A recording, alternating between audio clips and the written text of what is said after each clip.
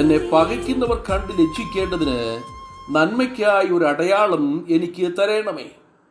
യഹോവേ, നീ എന്നെ സഹായിച്ച് ആശ്വസിപ്പിച്ചിരിക്കുന്നുവല്ലോ. ദാവീദിന്റെ ഒരു പ്രാർത്ഥനാവാചകമാണ് 86-ാം സങ്കീർത്തനം 17-ാം വാക്യത്തിലൂടെ നാം ശ്രദ്ധിച്ചത്. പലപ്പോഴും ശത്രുക്കളുടെ നിന്ദയും പരിഹാസവും ഉപദ്രവങ്ങളും ദാവീദിന്റെ ജീവിതത്തിൽ ഉണ്ടായപ്പോൾ ദൈവത്തിൽ നിന്നും തനിക്ക് ലഭിച്ച ആശ്വാസം വളരെ വലുതായിരുന്നു. നമ്മുടെ ജീവിതത്തിലും ചില സന്ദർഭങ്ങളിലെങ്കിലും ആശ്വസിപ്പിക്കുവാൻ ആരെങ്കിലും ഉണ്ടായിരുന്നെങ്കിൽ എന്ന് ചിന്തിച്ചു പോയിട്ടുണ്ടാകാം. ഒരു കർത്തൃദിവസമായി ഇന്ന് നാം കർത്താവിനെ ആരാധിക്കുമ്പോൾ നമുക്ക് ദൈവത്തിൽ നിന്ന് ലഭിച്ചിരിക്കുന്ന ആശ്വാസത്തെയും സമാധാനത്തെയും അയവിറക്കി ദൈവത്തിന് മഹത്വം കരേറ്റുവാൻ കഴിയും. പ്രവർത്തികളുടെ പുസ്തകം 4-ാം അധ്യായം 36-ാം വാക്യത്തിൽ ബർന്നബാസ് എന്ന വ്യക്തിയെ നാം കാണും. ആശ്വാസം നൽകുന്നവൻ, ധൈര്യം പകരുന്നവൻ എന്നൊക്കെയാണ് ആ പേരിൻ്റെ അർത്ഥം. പേര് പോലെ തന്നെ തൻ്റെ സ്വഭാവത്തിലും അത് വെളിപ്പെട്ടതായി തിരുവഴുത്തിൽ നാം കാണുന്നു. സൈപ്രസ് ദ്വീപുകാരനായ അദ്ദേഹത്തിന് യോസേഫ് എന്നും പേരുണ്ടായിരുന്നു. അദ്ദേഹം ലേവി ഗോത്രത്തിൽപ്പെട്ട ഒരു വ്യക്തിയായിരുന്നു എന്ന് വചനം വ്യക്തമാക്കുന്നു. യെരുശലേം സഭയ്ക്ക് താൻ ഒരു അനുഗ്രഹമായിരുന്നുവെന്ന് തൻ്റെ പ്രവർത്തികളിലൂടെ നമുക്ക് മനസ്സിലാക്കുവാൻ കഴിയും. ഒരുപക്ഷെ കർത്താവിൻ്റെ ഐഹിക ശുശ്രൂഷയിൽ 70 പേരെ തിരഞ്ഞെടുത്ത് അയച്ചതിൽ ഒരാൾ ഈ ബർന്നബാസ് ആണ് എന്ന അഭിപ്രായമുള്ളവരുണ്ട്. ഏതായിരുന്നാലും നമ്മുടെ കർത്താവിൻ്റെ ദിവ്യ സ്വഭാവം തന്നിൽ വിളങ്ങി നിന്നിരുന്നതായി നാം മനസ്സിലാക്കുന്നു. അത് കർത്താവുമായിട്ടുള്ള സമ്പർക്കത്തിൽ നിന്നും തനിക്ക് ലഭിച്ചതാണ്. നമ്മുടെ ജീവിതത്തെ രൂപാന്തരപ്പെടുത്തിയതും യേശു കർത്താവുമായിട്ടുള്ള സമ്പർക്കത്തിലൂടെയാണല്ലോ. നമ്മെ ക്രിസ്തുവിൽ പുതിയ സൃഷ്ടികളാക്കി കർത്താവിൻ്റെ ദിവ്യ സ്വഭാവത്തിന് കൂട്ടാളികളാക്കി തീർത്തിരിക്കുന്നു.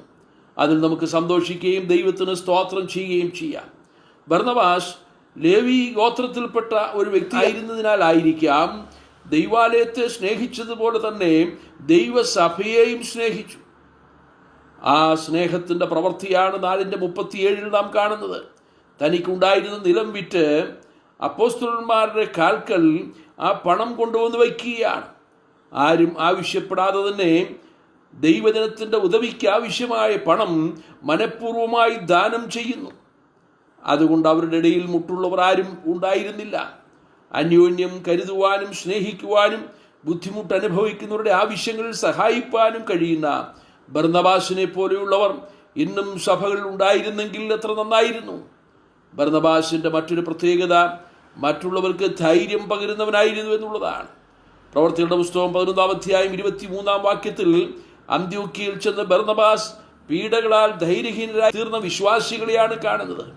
എങ്കിലും അവിടെ ഉള്ള ദൈവജനത്തിൻ്റെ ദൈവകൃപ കണ്ട് സന്തോഷിക്കുവാൻ ബർന്നബാസിന് കഴിഞ്ഞു എന്ന് മാത്രമല്ല, എല്ലാവരും ഹൃദയ നിർണയത്തോടെ കർത്താവിനോട് ചേർന്ന് നിൽപ്പാൻ അവരെ പ്രബോധിപ്പിക്കുകയാണ് ചെയ്യുന്നത്. തൻ്റെ ധനം കൊണ്ട് മാത്രമല്ല, തൻ്റെ വാക്കുകൾ കൊണ്ടും സഹവിശ്വാസികളെ ആശ്വസിപ്പിച്ചു. ഇന്ന് വാക്കുകൾ കൊണ്ടും മറ്റുള്ളവരെ നശിപ്പിക്കുവാൻ ശ്രമിക്കുന്ന ഒരു കാലഘട്ടത്തിലാണ് നാം ജീവിക്കുന്നത്. കഴിയുമെങ്കിൽ നമ്മുടെ വാക്കുകൾ മറ്റുള്ളവർക്ക് ആശ്വാസം പകരുന്നതായിരിക്കട്ടെ. നമ്മുടെ വാക്കുകൾ മറ്റുള്ളവർക്ക് ധൈര്യം പകരുന്നതായിരിക്കട്ടെ. സഹവിശ്വാസികളെ കൂടുതൽ പ്രബുദ്ധരാക്കുവാൻ നമ്മുടെ വാക്കുകൾ മുഖാന്തരമായി തീരട്ടെ.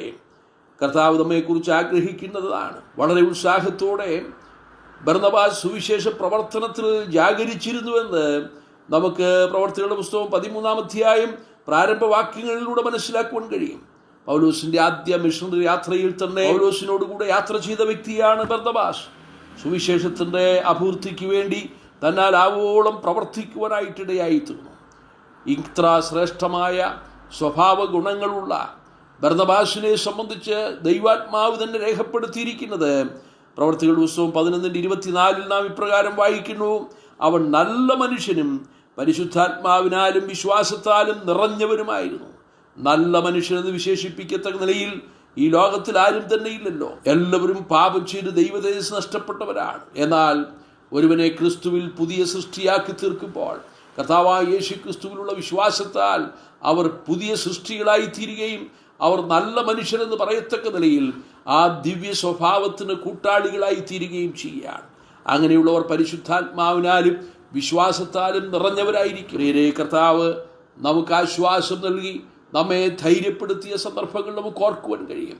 നാം ധൈര്യഹീനരായിരുന്നപ്പോൾ നാം ദുഃഖിതരായിരുന്നപ്പോൾ, നാം കഷ്ടതയിലൂടെയും ദാരിദ്ര്യത്തിൻ്റെ അനുഭവത്തിലൂടെ കടന്നുപോയപ്പോൾ നമ്മുടെ കർത്താവ് നമുക്ക് നൽകിയ ധൈര്യവും ആശ്വാസവും എത്ര ശ്രേഷ്ഠമായി. കർത്താവിൽ നിന്ന് നമുക്ക് ലഭിച്ചിരിക്കുന്ന ആശ്വാസം പോലെ തന്നെ നമ്മുടെ വാക്കുകൾ കൊണ്ട്, നമ്മുടെ ധനം കൊണ്ട് മറ്റുള്ളവരെ ആശ്വസിപ്പിക്കുവാൻ കഴിയേണ്ടത് ആവശ്യമാണ്. കർത്താവ് നമ്മെ സഹായിക്കട്ടെ. കർത്താവിൻ്റെ നാമം മഹത്വപ്പെടുമാറാകട്ടെ. സ്വർഗീയ പിതാവേ, ഞങ്ങൾ അങ്ങയെ സ്തുതിക്കുന്നു. അങ്ങ് ഞങ്ങൾക്ക് നൽകിയ വലിയ ആശ്വാസത്തിനായി സ്തോത്രം. ബർന്നബാസിനെ പോലെ ഞങ്ങളും മറ്റുള്ളവരെയും ആശ്വസിപ്പിക്കുന്നവരായിരിക്കാൻ, ധൈര്യപ്പെടുത്തുന്നവരായിരിക്കാൻ നിങ്ങൾ കൃപ ചെയ്യണമേ. പ്രാർത്ഥന കേട്ടതുകൊണ്ട് സ്തോത്രം. ക്രിസ്തുയേശുവിൻ്റെ ധന്യമായ നാമത്തിൽ തന്നെ ആമേൻ.